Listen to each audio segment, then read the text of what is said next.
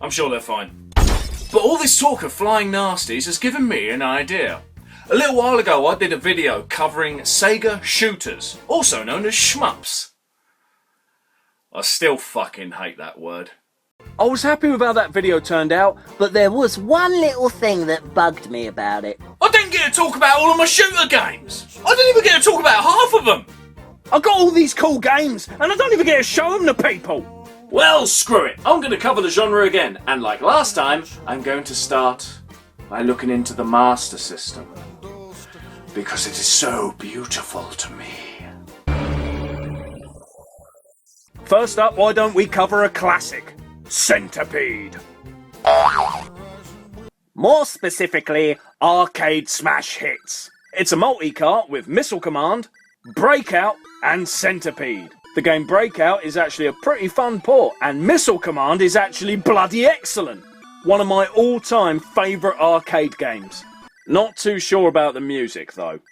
Oh, and when you pick one of the 3 games, you get this little snot monster doing some strange animation. This one's for Breakout.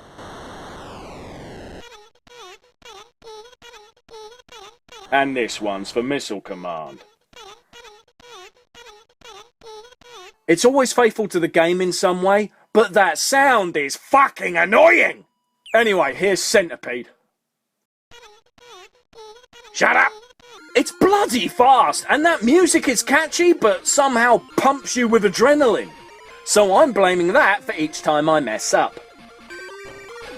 Nope! Change my mind, it's the fucking spider that keeps killing me! Seriously, the Centipede hasn't got me once, but this big-eyed bastard has made me snuff it multiple times! The game is colourful and crazy enough to keep me interested in playing more. I just wish that they didn't bother with the voiceover. Reminds me of Space Harrier. I love the arcade game, but the Master System version is poo.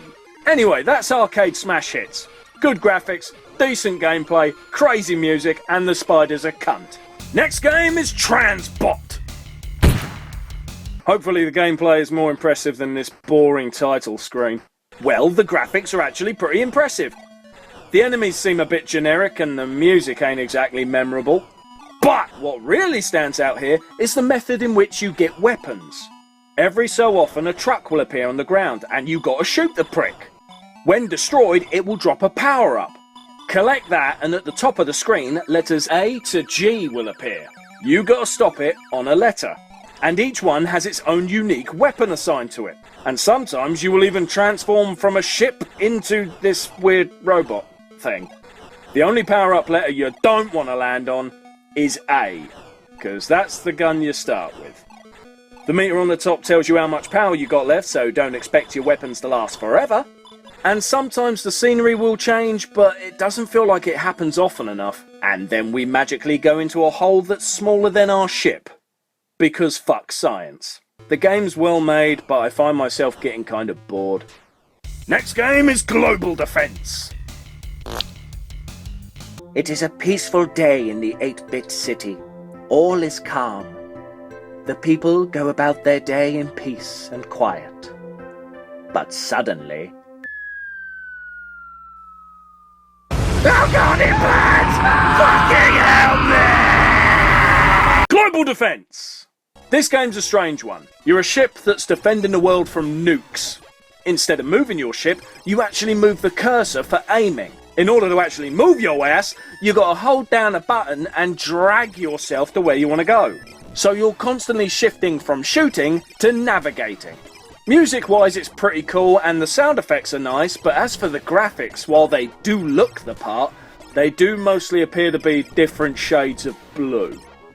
I know it's out of space, but for fuck's sake, it looks like a Bob Ross winter picture. Eventually, your ship will stop killing enemies and missiles and then enter a transport ship.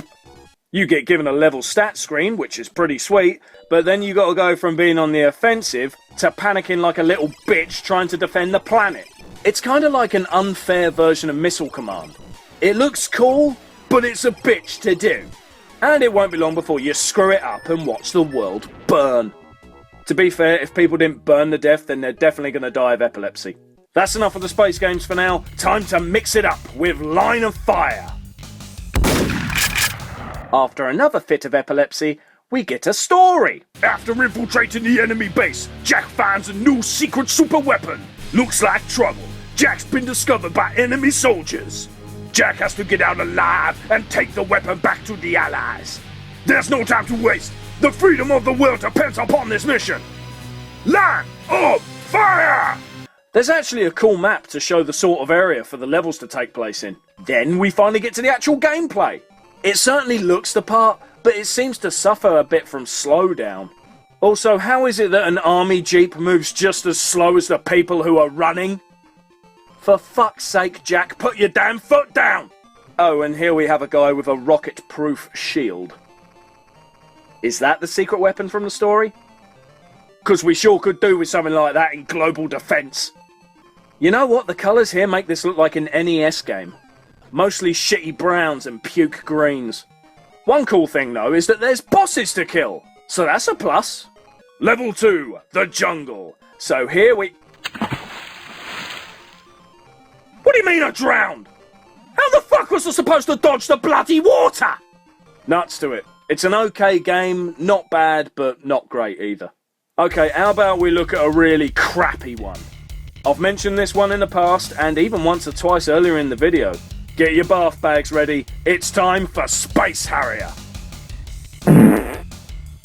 Before we start, here's a quick look at what the game is supposed to look like. But here's what the Master System threw up. It looks fucking awful!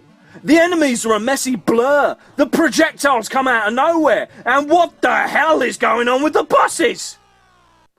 Here's the level 1 dragon and how he's supposed to look. And here's the SMS one. It's just a glitchy looking balls up. I mean, look at this skull face guy. What is going on here? I hate this damn game. I know Joe from GameSack says it's one of his fave games on the system, but as far as I can tell, the guy must be nostalgia blind. 'Cause it just looks like an unfinished fuck-up to me. I hear a lot of Master System fans say this game is a classic on the console, but I'll be buggered if I can figure out why. Don't try it, stick with the arcade version.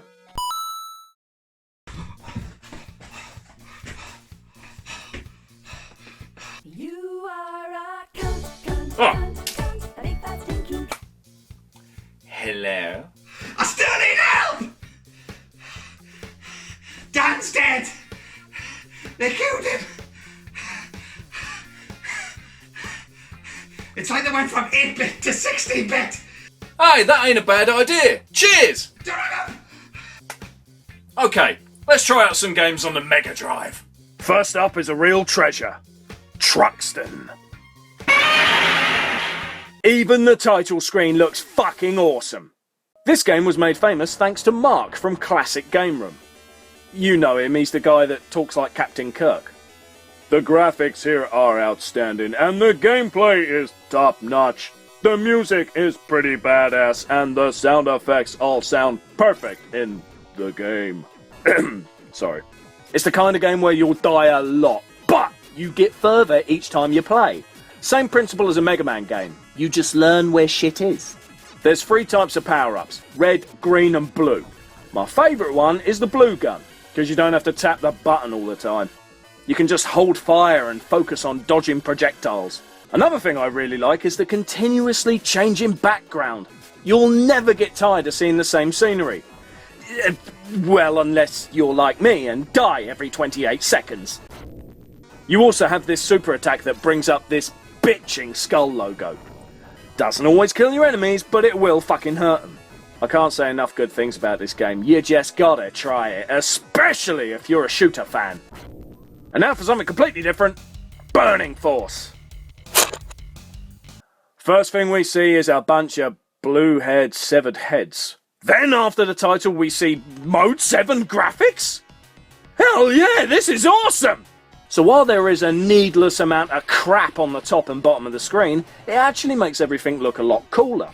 It's a little hard to get used to the controls at first, but only at first. It reminds me of Space Harrier a bit. The arcade one, not the dog shit one.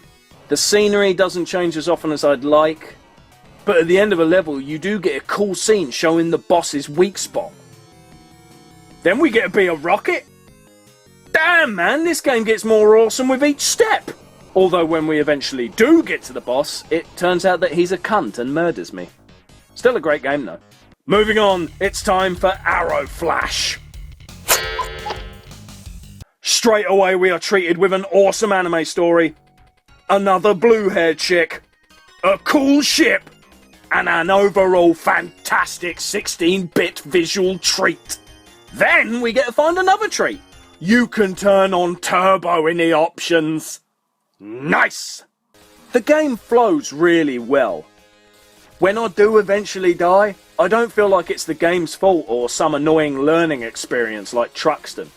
It's just me slipping up. When the background changes, it's always another visual treat for you. Oh, when you have a Super Saiyan move. If you save it up for the bosses, you can kill them a lot faster. Hell, the first boss dies almost instantly. Not much more to say really, except that this is probably my favourite shooter on the list today. But it ain't over yet. Next is Biohazard Battle. This game was actually recommended to me by a long-term viewer of the channel. So thanks, Carl. Holy crap, you actually get to choose your ship? Are they ships? Alright, bug thing. Fuck it, I'm going to choose this guy. Well, this is a weird one. I'm a bug whale thing that's been dropped out of the spaceship and I'm shooting space squids? Reminds me of an 80s sci-fi film, just not sure which one. I'm hoping I'm going to splat on the ground in a minute, that'd be pretty cool. The graphics are a bit grainy, but not exactly bad. This is just a really strange one. And now I'm in a toxic waste dump. Makes sense, I guess. Jesus shit nuggets, this game's got manic fast! Shit! Okay, I messed up, but at least I got to try a different bug. Damn, that is one evil looking boss. And bollocks. Okay, it's a fun game, but it's one that requires practice. Worth adding to your collection though. Final game, and it's Dangerous Seed.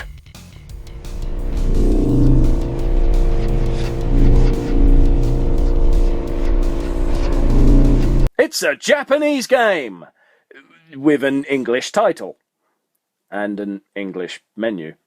Well, as you can see, the game is the same sort of style as Truxton, although it's a lot less badass and the music is a bit meh. You can change your ship slightly, but I'm not sure why.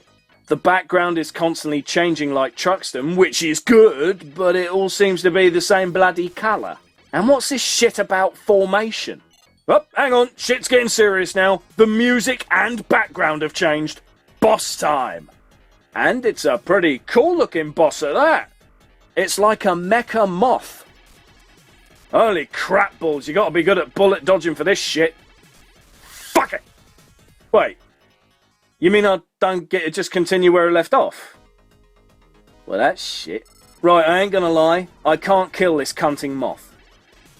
Fuck it, I've had enough of it. I honestly expected more from this game, but it just feels like a poor man's Truxton. Well, the good news is, that's enough for one video. The bad news is, I still didn't get to cover all of my shmups! I didn't even get to cover my favourite one! Fantasy Zone! In fact, I wanted to talk about all the other Fantasy Zone games I own. Maybe I still have enough time to talk about this one, though. Right, this game is...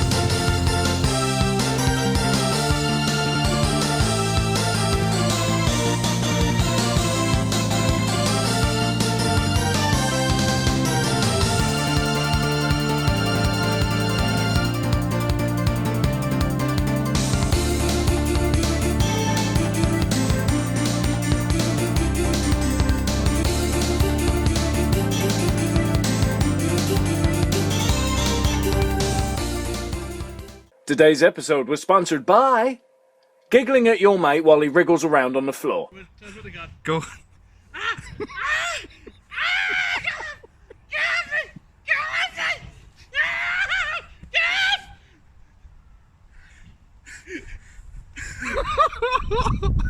Oh, that was hard because I had to try not to laugh.